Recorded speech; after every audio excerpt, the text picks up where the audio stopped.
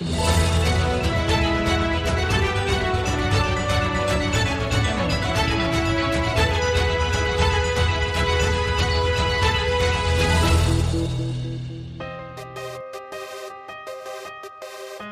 saludo cordial a toda la audiencia de Radio Voz Andina Internacional. Estamos aquí en el programa Diálogos Universitarios con una invitada muy especial. Nos acompaña Tatiana Roa Avendaño desde Colombia. Ella es actualmente viceministra de Ordenamiento Ambiental del Territorio en el gobierno de Gustavo Petro. Bienvenida, Tatiana. Muchas gracias por estar con nosotros. Buenos días, Miriam, un gusto estar aquí en mi universidad.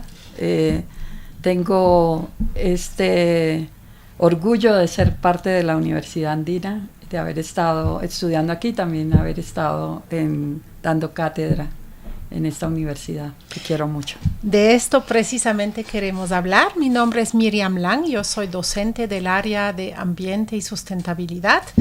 Y Tatiana efectivamente tiene ya una larga historia con esta universidad. Estudió estudios latinoamericanos, ahora colabora como docente invitada en la maestría en Ecología Política y Alternativas al Desarrollo y ahora nos visita invitada por el área de Ambiente y Sustentabilidad para participar de una de las actividades alrededor del aniversario de la Consulta Popular Histórica de agosto pasado, por dejar el petróleo bajo tierra en el Parque Nacional Yasuni. Ustedes recordarán, hubo casi un 60% de los votantes ecuatorianos que optaron por esta opción y estamos teniendo aquí en nuestra universidad un foro de debate internacional esta tarde intitulado Perspectivas de vida digna para un Ecuador post-extractivista. Tatiana va a participar en este foro, pero hoy quisiéramos preguntarle en qué medida tu trabajo por el gobierno de Gustavo Petro tiene que ver con esta lucha del pueblo ecuatoriano por dejar los combustibles fósiles en el suelo.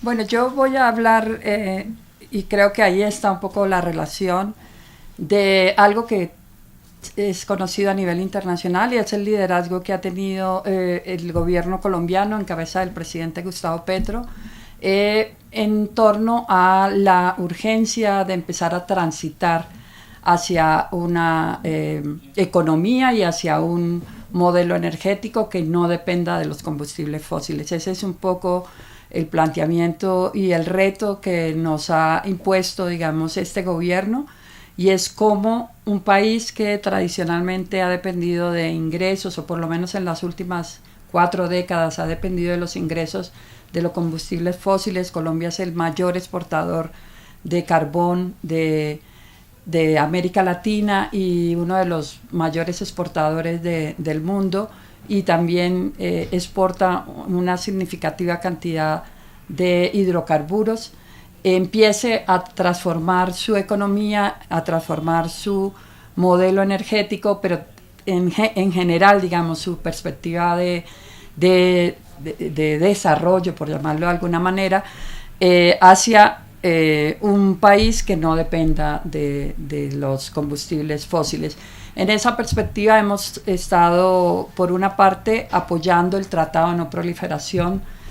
El gobierno suscribió el Tratado de No Proliferación de Combustibles Fósiles, que es una iniciativa en la que ya se han sumado 11 países, fundamentalmente los países más afectados por los combustibles fósiles, pero además tiene una apuesta importante para, en primer lugar, frenar las nuevas exploraciones petroleras y empezar a construir, digamos, alternativas, que es lo que hemos venido haciendo. Entonces, podríamos decir que el gobierno colombiano realmente está marcando el camino a seguir a nivel internacional para que las sociedades humanas en general puedan encontrar un nuevo equilibrio con la naturaleza en esta época de aguda crisis ambiental. Yo creo que de alguna manera sí ha empezado a ganar un liderazgo, a posicionar en las convenciones internacionales, particularmente la Conferencia de las Partes de Cambio Climático, la necesidad de hablar de los hidrocarburos y de la energía, que es un tema que no se toca curiosamente, a pesar de que la quema de combustibles fósiles es la principal causa de la crisis climática. No se toca este tema en las convenciones y el gobierno ha empezado a liderar, digamos, esa posición que ha sido acogida por algunos países, como decía antes, básicamente los que sufren, los que están en riesgo incluso de desaparecer, como las pequeñas islas del Pacífico. Y en ese sentido, pues tanto el tratado como el portafolio de acción climática, como el freno a las nuevas exploraciones de hidrocarburos, son pasos que se están dando desde Colombia. Muy bien. Hemos conocido hace algunos años una postura similar por parte de Bolivia, que había planteado con la Cumbre de los Pueblos del Cambio Climático una postura muy crítica, muy vanguardista, podríamos decir casi, en la política de cambio climático, pero luego una mirada, digamos, más aterrizada en la política ambiental boliviana complicaba un poco las cosas y, o sea, aparecían muchos obstáculos y muchas contradicciones con este discurso internacional. Quisiera llevarte un poco a tu labor personal en el Ministerio de Ambiente y que nos cuentes cuáles son tus principales apuestas en este trabajo y cuáles son los obstáculos con los que eventualmente te has encontrado hasta ahora. Bueno, nosotros como Ministerio de Ambiente tenemos un rol importante en liderar lo que se conocen como las contribuciones voluntarias, las NDCs,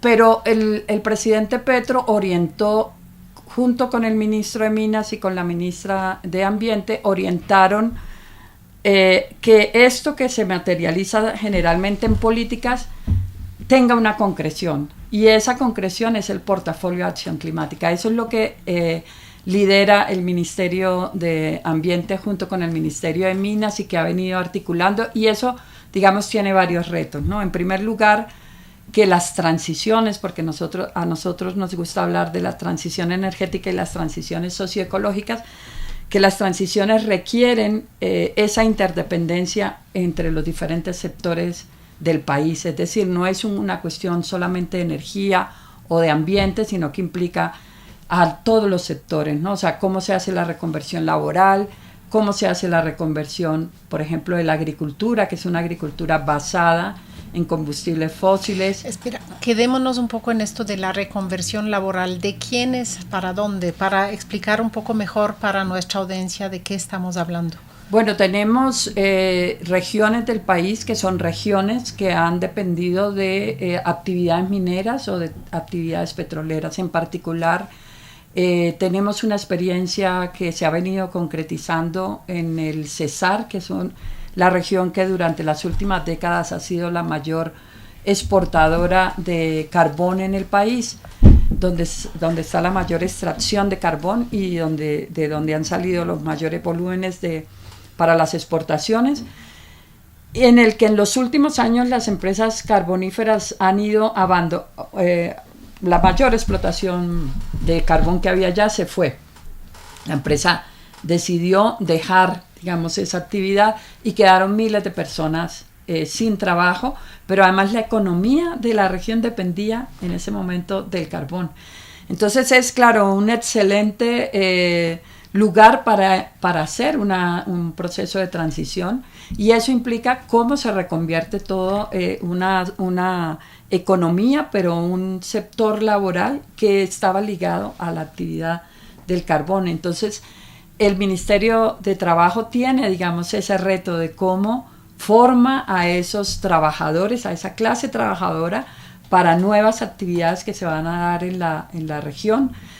Como por ejemplo el Ministerio de Ambiente hace los procesos de restauración ecológica de una región que ha sido ampliamente devastada, y no me refiero específicamente al lugar de las minas, sino en general, digamos, a toda esa región, porque obviamente que el sitio de las minas es una responsabilidad y debe ser una responsabilidad de las empresas, pero es una región que de alguna manera ha sido bastante devastada en los últimos tiempos. Entonces, ¿cómo se transforma esa región, y esa transformación está a todo nivel, ¿no? O sea, cómo entra el Ministerio de Comercio y de Turismo a mirar qué potencialidades tiene esa región para generar economía, qué posibilidades tiene el sector agrícola en una región que fue en el pasado una de las regiones más ricas en el sector agrícola, pero que en las últimas décadas se había dedicado a la minería o actividades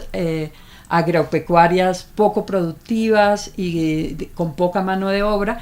Entonces, en ese sentido es que cuando nos referimos a que es una transición que implica, digamos, un trabajo intersectorial en estados que han sido estados fragmentados, neoliberales, que cada uno trabaja por su cuenta. Ese es, por ejemplo, uno de los grandes retos que tenemos. Lo otro es que las políticas son políticas que fomentan sobre todo el extractivismo. Recordemos que todos nuestros países en América Latina dieron un vuelco en los 80, 90 hacia un modelo neoliberal que potenció y le dio todas las condiciones al sector extractivo. Entonces, cómo se repiensan también las políticas, pero además políticas que tienen que estar pensadas en el contexto actual de crisis climática, de crisis ambiental, y eso implica obviamente retos y implica también una posición grande de quienes han estado tradicionalmente detrás de esos negocios.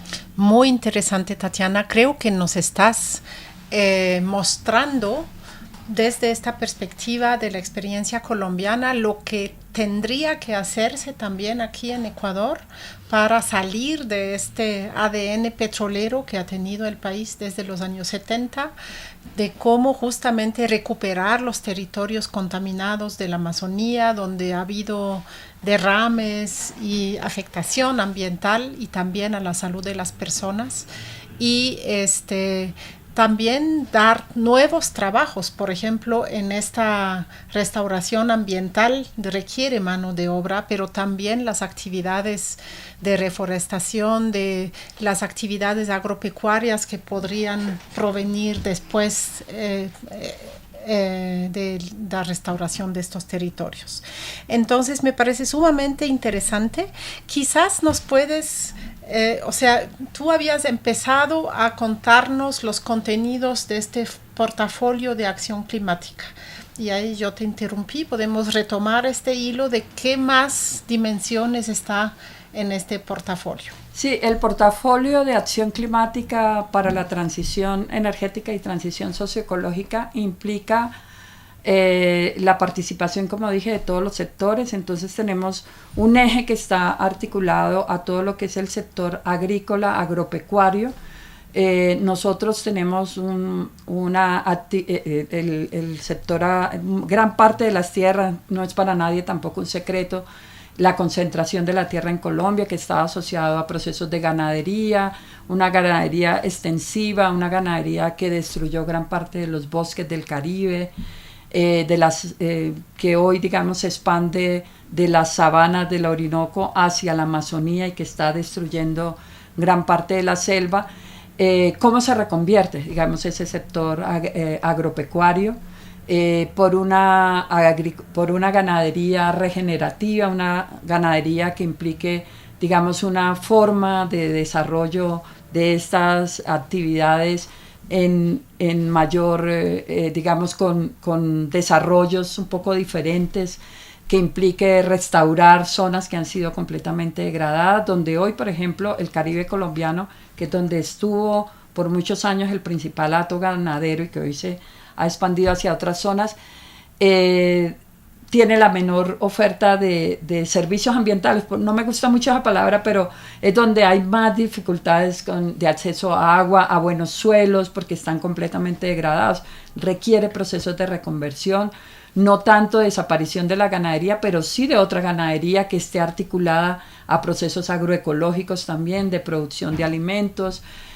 También se ha pensado el otro sector, que es el del comercio y el turismo, en la reindustrialización del país, en algunos sectores que se habían perdido justamente por este modelo neoliberal. ¿En qué tipo de industrias estaríamos pensando ahí? Bueno, nosotros hemos tenido tradicionalmente el desarrollo de un sector de manufactura importante, manufactura en muchos ámbitos, que se fue deteriorando justamente porque entraron muchos productos importados de Asia, de Norteamérica, que fue destruyendo la industria nacional. Por ejemplo, nosotros teníamos un desarrollo textil muy importante y de manufacturas del cuero, de manufacturas de calzado, también de electrodomésticos, pero hoy hay un interés también por avanzar, digamos, a sectores más que nos permitan un desarrollo tecnológico también. Entonces ahí el proceso es un poco más lento porque requiere mucho más desarrollos, pero se está fortaleciendo también, por ejemplo, el sector del turismo, de naturaleza. Se está hablando mucho de potenciar, el presidente habla, y lo han oído ustedes, del país de la belleza. En el último año se incrementó notoriamente un 30% el turismo en Colombia, que es pues un porcentaje importante hoy de los ingresos del país es el turismo. Y esto después de la pandemia, pero no estamos hablando de este turismo de grandes resorts internacionales y del turismo de masas, o estamos hablando de un turismo más cuidadoso, digamos, con la diversidad tanto natural como cultural del país. Colombia no tiene el desarrollo turístico que tiene Ecuador, por ejemplo. O sea, somos un país que incluso el turismo ha sido más que todo colombiano, ¿no? O sea, y en los últimos años ha habido una explosión. Por ejemplo, el eje cafetero es un turismo muy agrícola y de naturaleza. Entonces hay mucho turismo de naturaleza hacia regiones de la Amazonía que en el pasado no se podía entrar por cuestiones del orden público, o el eje cafetero que en los últimos años se ha potenciado también. Entonces no tenemos, digamos, ese desarrollo turístico de acá o de otros países de América Latina, México,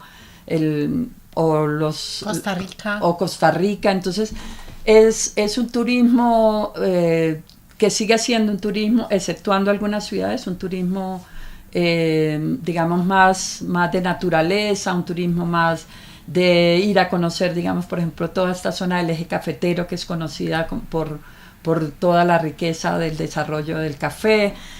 Pero bueno, no soy tan experta en ese tema, no podría hablar tanto del tema. Pero en todo caso ha crecido la actividad turística en los últimos años. Ha crecido la actividad y digamos la apuesta hacia un turismo de naturaleza. Claro, eso tiene sus retos. Ustedes tienen aquí varias experiencias en la Amazonía, en las mismas costas, y saben las implicaciones que tiene el turismo, los retos, los desafíos. Pero bueno, como te decía, no soy la experta en el tema del turismo. Sí hay un trabajo que se está haciendo con parques naturales, que es algo que implica directamente a nuestro sector, y eso implica mejoramiento de las condiciones de los parques naturales. Los parques naturales en Colombia generalmente han tenido poco presupuesto, y 2 últimos años se ha hecho una importante inversión para mejorar las condiciones de los parques naturales. Muy bien. Si tú pasaras revista tus meses que son hasta ahora que has pasado en este gobierno, ¿cuáles serían las políticas públicas que más prometedoras te parecen? Estamos llegando al final de nuestra entrevista, para dejarnos con este aliento de quizás generar resonancias con lo que podríamos hacer aquí en Ecuador. Pues justamente no había terminado de hablar del portafolio, iba a ir hacia el sector nuestro, que es el de restauración ecológica y lucha contra la deforestación. Este Plan Nacional de Desarrollo de este gobierno planteó unas metas importantes: restaurar 750.000 hectáreas en muchos ecosistemas del país, y también frenar la deforestación. En los 2 primeros años de este gobierno se ha logrado un freno importante de la deforestación. Este año hemos tenido un poco más de dificultades, uno por el fenómeno del Niño, que involucró, digamos, se provocaron varios incendios en el país que destruyeron importantes áreas de selva, pero también, digamos, hay todo un contexto de guerra al que no me voy a referir. Pero lo importante es decir que esta lucha contra la deforestación es una apuesta muy importante de este gobierno, que ha consistido en establecer acuerdos sociales en los territorios entre las comunidades que habitan esos territorios, que han estado en algunos casos forzadas a entrar a economías ilícitas, y la apuesta es cómo se sale de esas economías ilícitas.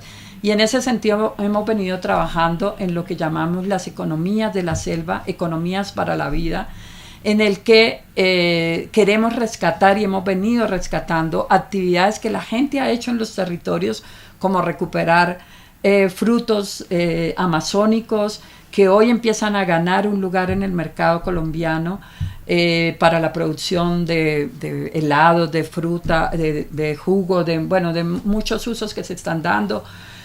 Ahí hay un potencial grande de productos no maderables, de productos maderables también. Hay toda una cadena que se ha desarrollado incluso para el desarrollo de maderables, pero digamos con un seguimiento muy detallado de este tipo de actividades que no generen deforestación, sino que al contrario potencien, y ligado, digamos, a procesos de restauración. ¿Cuál es el reto que nosotros tenemos como Ministerio de Ambiente? ¿Cómo eso se vuelve?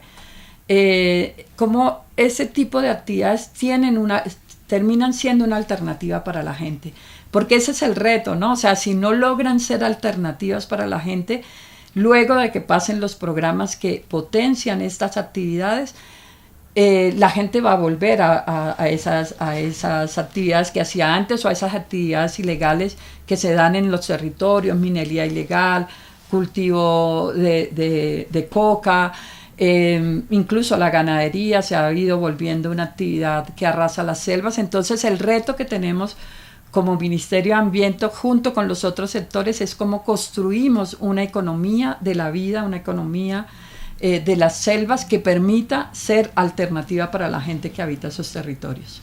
Muchísimas gracias, Tatiana. Realmente muy iluminadores tus propósitos aquí, lo que nos compartes desde el gobierno de Colombia para este momento tan crucial que enfrentamos en Ecuador, que es igual de construir economías para la vida, economías sin petróleo, economías sin minería, y estamos viendo que hay mucho que aprender en nuestro vecino país Colombia, y también hay muchas potenciales alianzas, por lo que yo escucho, que deberían retomarse y reforzarse.